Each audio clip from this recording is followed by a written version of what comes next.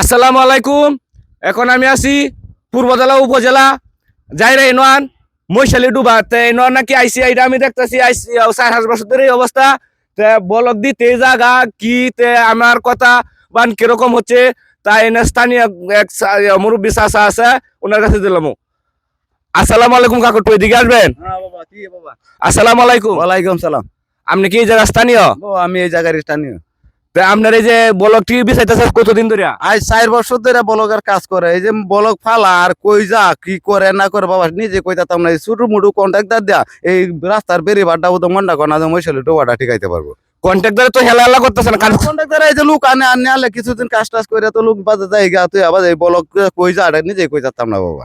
কন্ট্রাক্টরে অবহেলা করতেছে না, কাজ করতেছে মানে কন্ট্রাক্টরে মানে কাজ লইছে লইয়ারে বলক দেয় যে দিতে যে এইভাবে কিন্তু ভাঙ্গা জায়গা মানে নিচেও কি বালুটা লুকিয়ে দিছে। নিচে বস্তা টস্তা দিছিন, বস্তা দিছে তো এই বস্তা কই যা কি কইতাম না। এটা কই যা না আমরা বাপ দাদার আমল থেকে শুনছি এটা মশালি ডুবা, সরের বেটা মশালি ডুবা।